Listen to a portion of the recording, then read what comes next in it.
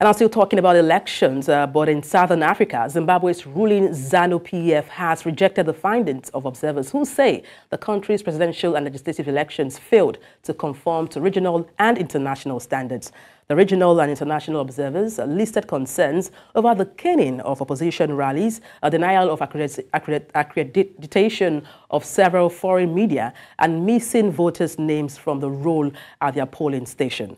Now, speaking during a press conference in Harare, ZANU-PF party spokesman Christopher Mhlanga rejected the findings of observers, and he says that there was no will in the imperfections of the exercise.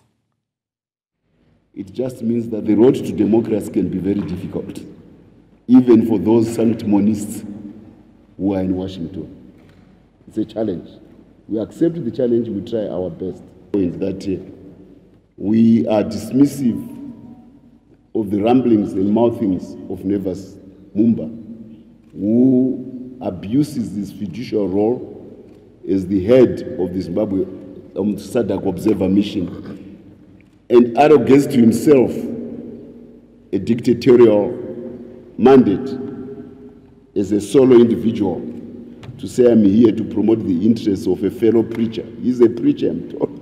He probably used to come and compare the Bible notes with Chamisa, maybe. He can't be perfect, but there is definitely no ill will in our imperfections. There's no ill will in our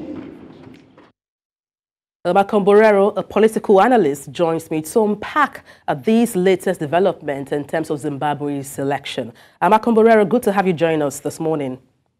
Yeah, thank you. Thank you for having me. Good morning to you. Good morning. Now, let's talk about the turn of events. Now, the SADC are turning against their friend, and this is according to the ZANU-PF spokesperson, and that's Chris Mhlanga. In his address, he had mentioned that observers were invited as friends, but they turned out, to be against them.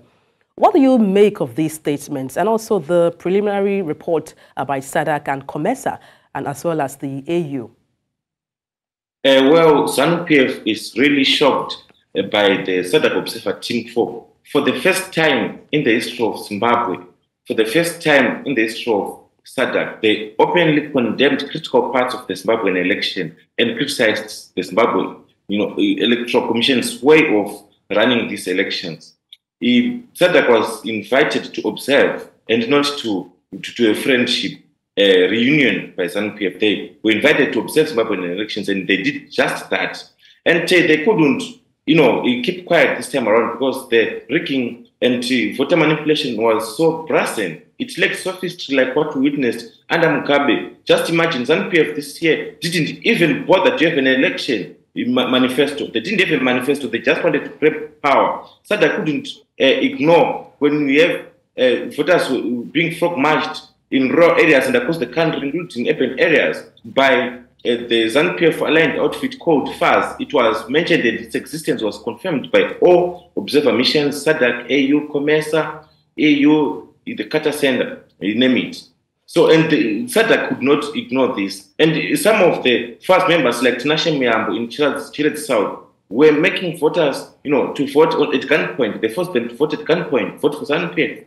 Although, it's illegal, the ZANU-PF didn't do anything about it, and SEC didn't disqualify these candidates or did anything about it. So SADC could not ignore this. SADC could not ignore ballot papers delaying to be delivered at polling stations when voting was supposed to start at 7 a.m. In some parts of Harare, imagine, less than 7 kilometers from the ZEC headquarters, it took 12 hours later after voting started for ballot papers to arrive. SADC could not ignore this voter suppression. SADC couldn't ignore this, and ZANU-PF clearly it's shocked and shaking. They're quacking in their boots. They were maintaining this lie for a long time. Now they are, this fat lie, they're now frying their own fat, and they are out blaming everyone and accusing SADC of Western machinations. But we all know that Zambia is not from America, it's SADC. We all know that South Africa is not from America, it's in SADC. We all know that Mozambique is not from America, it's in SADC. Okay. Now let's look at, past events. If you take a look at Zimbabwe, their previous elections, and even looking at the economic challenges that Zimbabwe faces as a nation, What do you think is on the minds of many Zimbabweans right now as they await their fate concerning who perhaps turn out to be their leader for the next 5 years?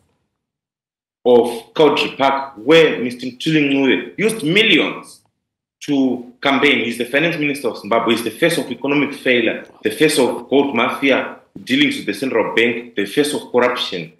But by those means, we can go to Mabvuku Tafara, where Scott Sapupanya in Country Park, and also Scott Sapupanya was pledged over $1 million in his campaign, and even invited Floyd Mayweather all the way from America to come as part of his campaign, his celebrity campaign in Mabvuku Tafara, but they lost. So this means Zimbabweans are suffering, and Zimbabweans know the true cause of their suffering. They know that the true sanctions against Zimbabwe are ZANU-PF and corruption. They know that millions, is exposed even by the Auditor General Mildred Chiri, is exposed by the Al Jazeera investigative team on the gold mafia. They know that ZANU-PF is responsible for their suffering because of corruption. They know that Zimbabwe is rich, but Zimbabweans are poor. And definitely, they went into the ballot box to reject corruption and vote for prosperity. They went to reject corruption and vote for development. They went to reject the expatriation of our natural resources and voted for,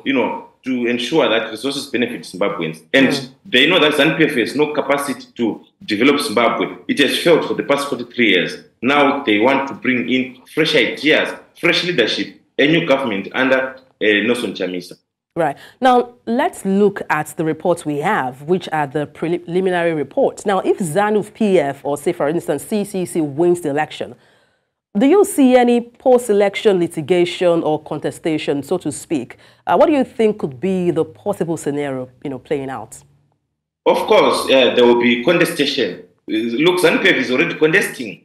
The SADC Observer Mission pointed out and condemned critical parts of the Zimbabwe election as conducted by the Zimbabwe Electoral Commission. They were criticizing the Zimbabwe Electoral Commission's way of, weaponizing their incompetence in order to suppress votes for the opposition, because the leading candidate is opposition. And you know what happens? We see the ZANU-PF spokesperson, Christopher Mhlanga, responding. Is he now the spokesperson of ZEC?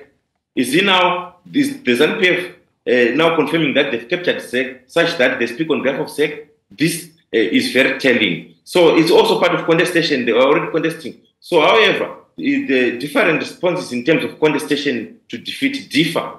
When ZANU-PF loses, of course, their response would be insults like what we witnessed with Mhlanga, insulting the SADC Observer team, insulting everyone.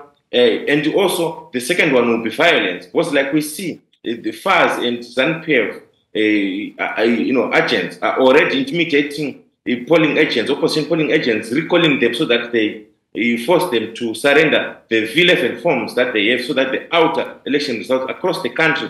This is happening countrywide. So the response of ZANU-PF will be violence and toxicity. But of course, from the Citizens Coalition for Change, if they are to steal the people's victory, obviously there's going to be a legal contestation, and definitely citizens of Zimbabwe know that this vote is about their future, it's about their life.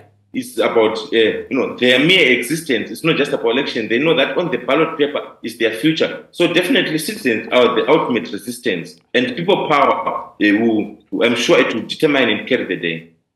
Well, thank you so much, Makombororo, for your contributions this morning. Thank you so much. Good to have you join us. Thank you very much.